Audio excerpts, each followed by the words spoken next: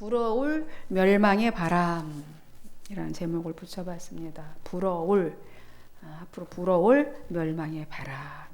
오늘은 새 나라가 멸망하게 된다는 예언이죠.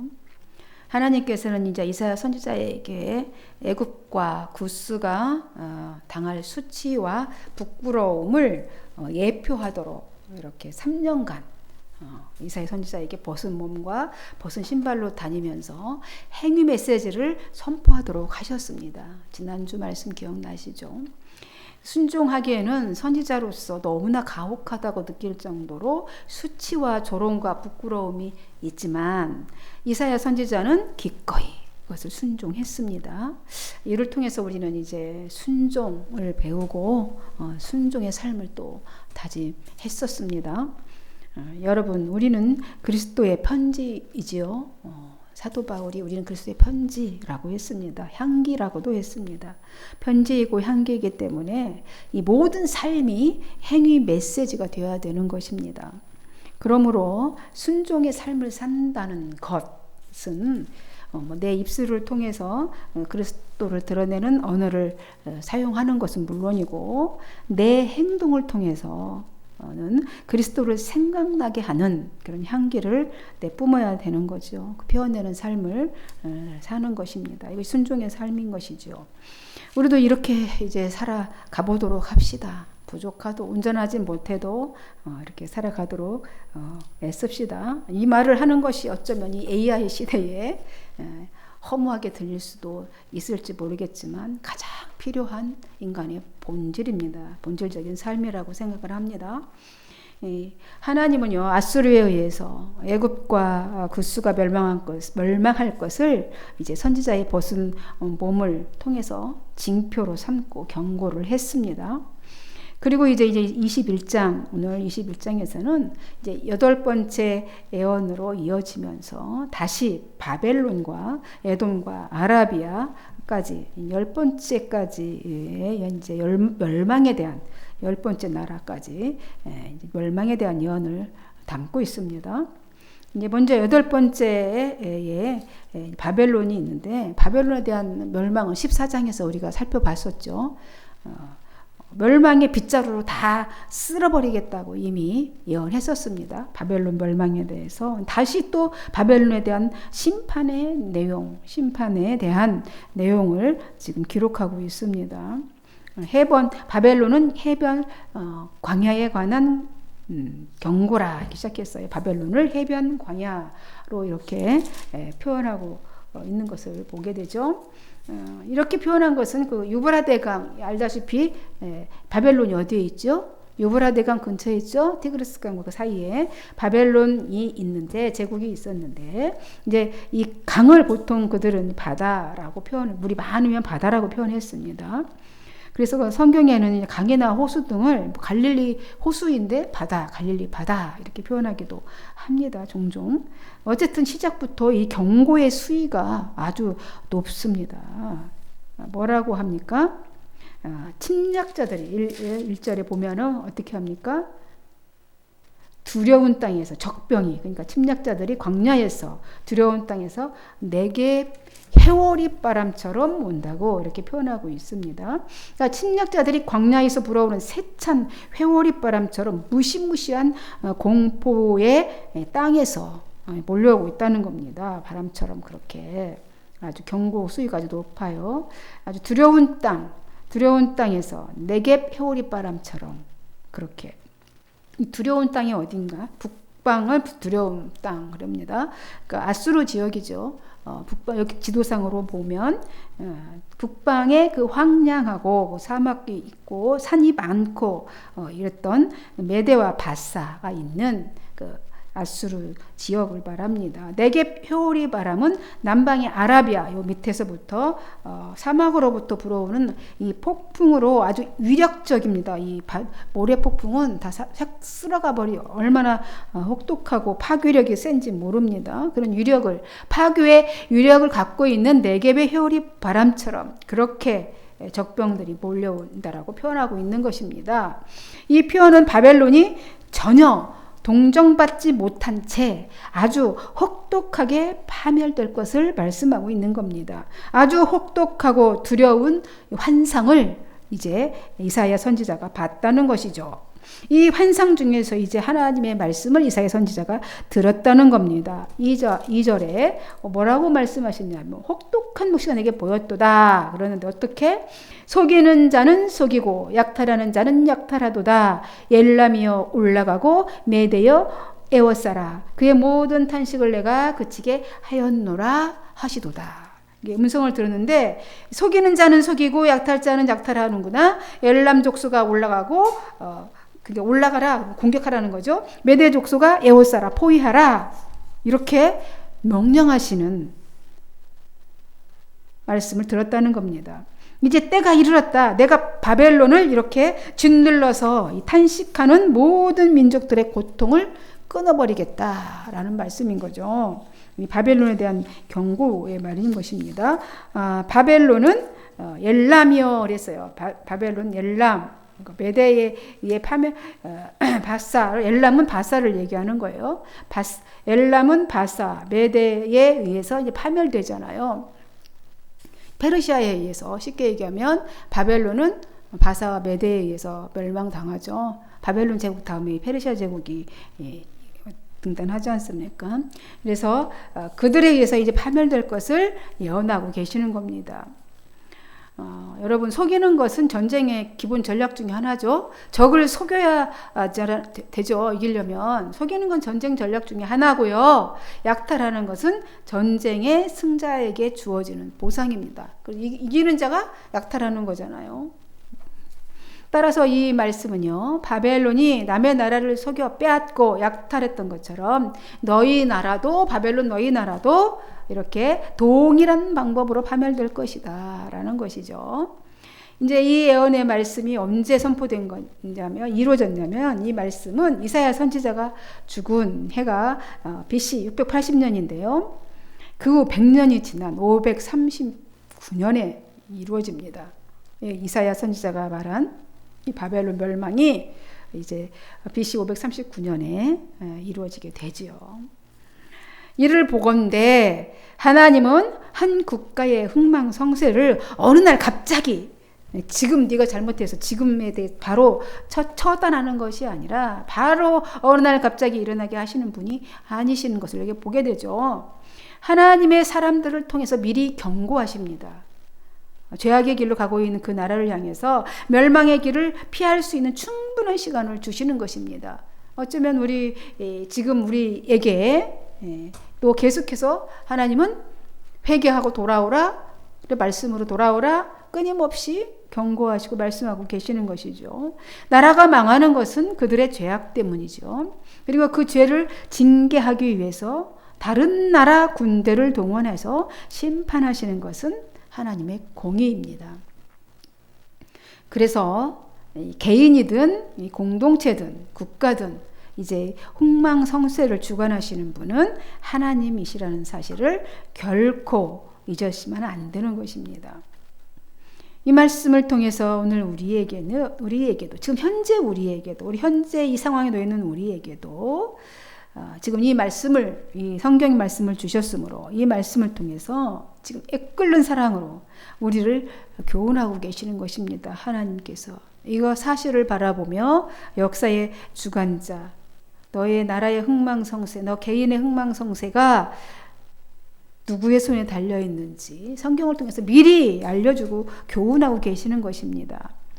이사야 선지자는 하나님이 보이신 이 환상 가운데서 바벨론 멸망 내용이 너무 두려워서 정신을 잃을 지경이었어요. 정신 잃을 지경이었습니다. 이러므로 그랬어요. 그 환상을 2절에서 봤는데, 이러므로 내가 너무너무 그 환상이 무섭고 끔찍하고 두려웠는데 어쨌다는 겁니다. 정신을 잃을 정도였어요. 요통이 너무 심해서 허리가 너무 아팠다는 거예요. 그 환상을 보는 순간 너무 요통이 심해서 허리가 너무 아팠고, 그 고통의 정도가 어느 정도였냐면 마치 아이를 낳는 여인처럼 온 뼈가 다 벌어지지 않습니까?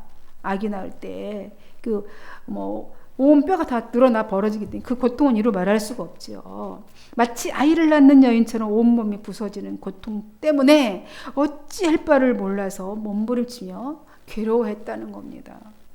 그 환상 때문에, 귀로 들은 것 때문에 괴로웠고, 하나님의 말씀 때문에 그 괴로웠고, 그 눈을 환상으로 보여주는 환상 때문에 너무 괴로워서 정신을 잃었다는 겁니다. 정말로 너무나 두려운 환상을 보았습니다. 여러분 하나님께서 막 기도할 때 이런 환상 보여줬으면 좋겠습니까?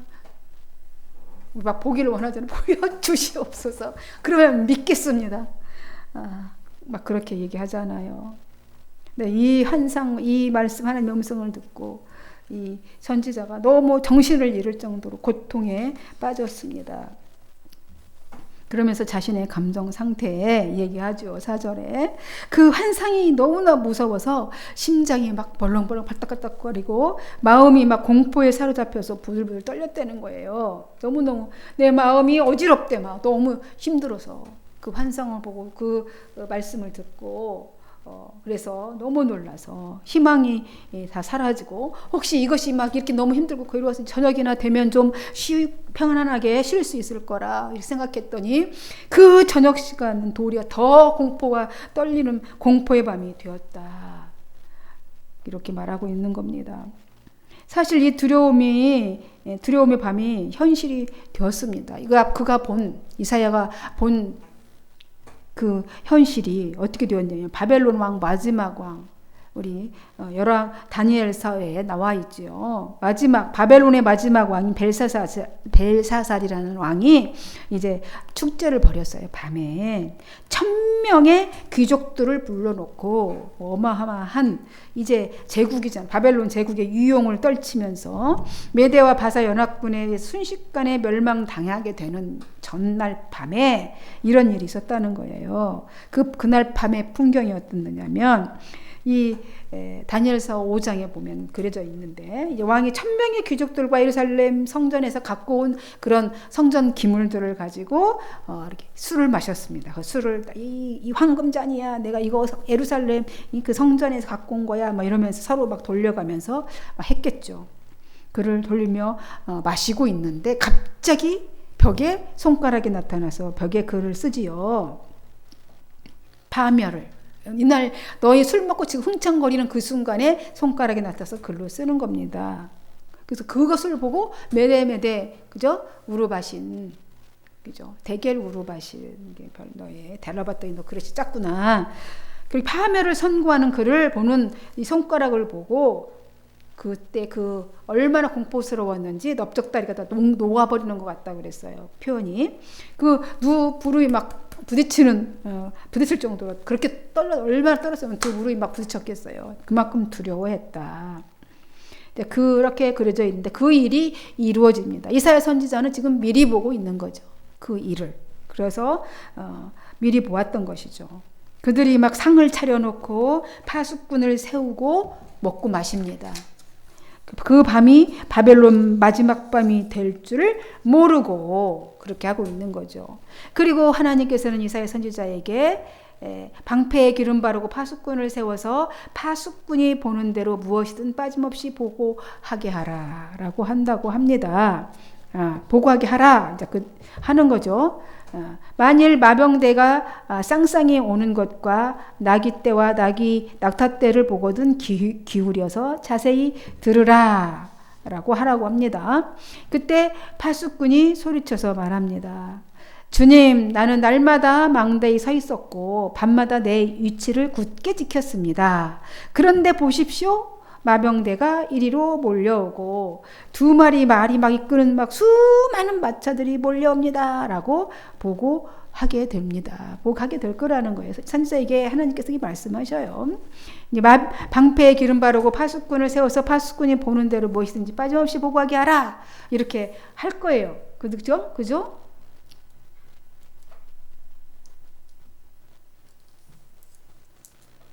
그렇게 보고하는데 그렇게 딱 보고하는 순간에 그러자 바로 그때 이제 하늘에서 음성이 들려오는 거죠. 함락되었도다. 함락되었도다. 마침내 바벨론이 함락되었도다. 바벨론 사람들이 섬기던 모든 우상들이 다 부서져 땅에 떨어졌도다. 이렇게 멸망의 날을 선포합니다.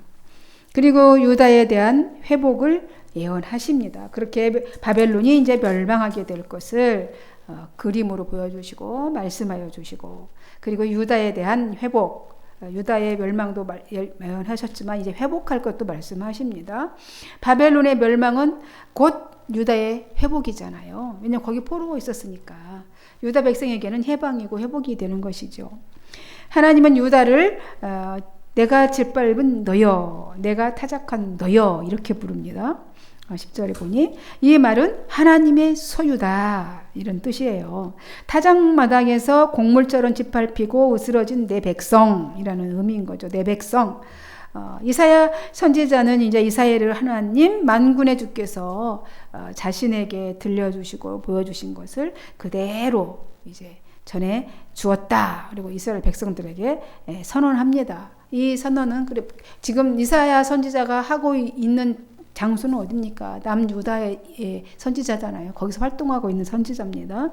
이 선지자가 이렇게 유다 백성들에게 바벨론의 멸망도 보여주고 이제 유다의 회복도 보여주고 이 모든 것이 다 하나님의 말씀이다 라고 그대로 백성들에게 전해주고 있습니다. 그리고 이어서 이제 9번째 에돔에 대한 이제 멸망도 예언합니다.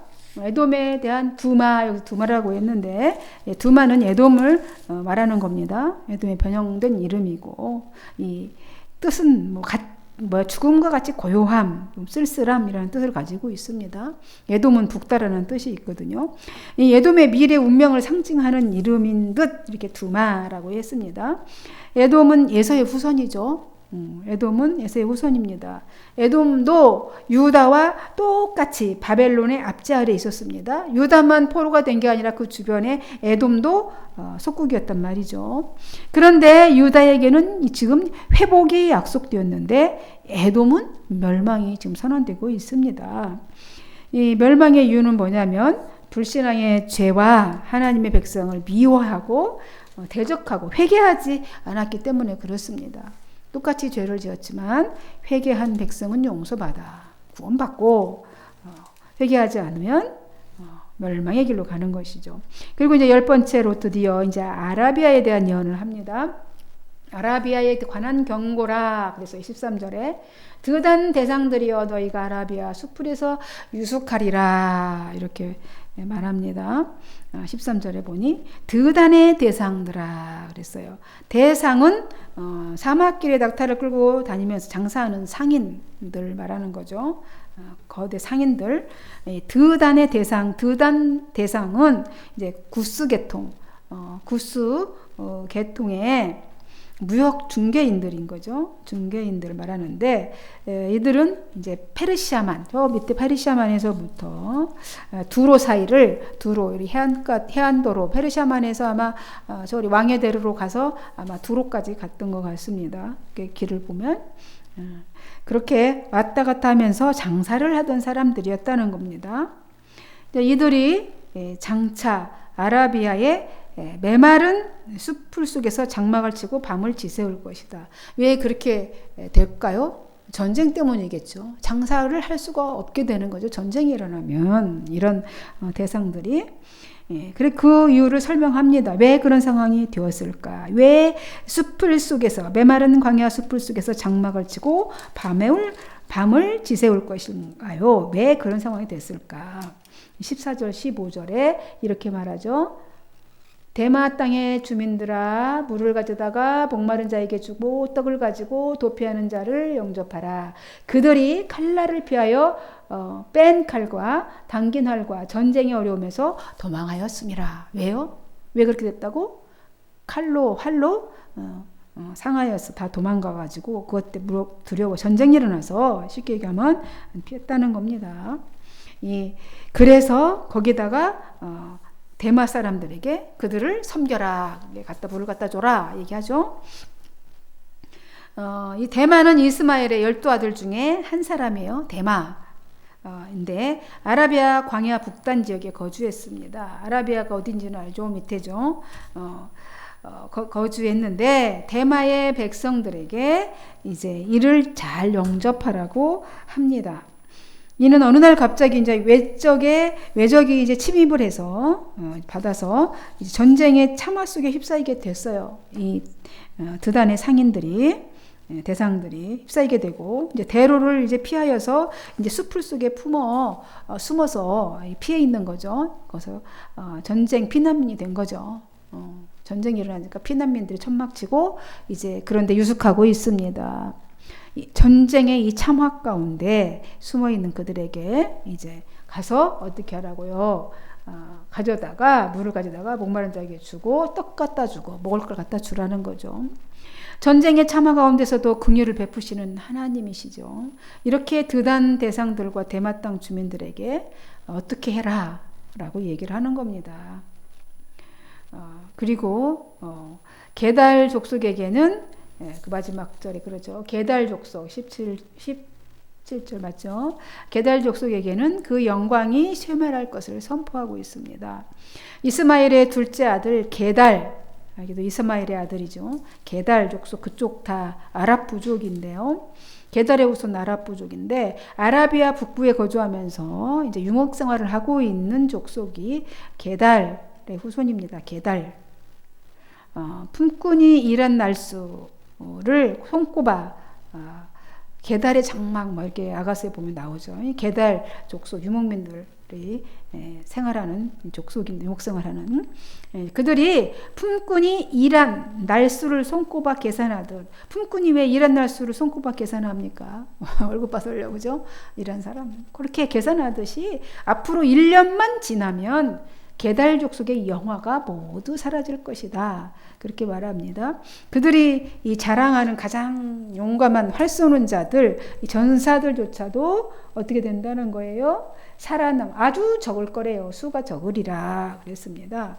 그런 살아난 자들도 아주 적을 거다. 아주 용감한 자들, 활 쏘는 자들도 그 전쟁에 살아남은 자들이 얼마 없을 거다.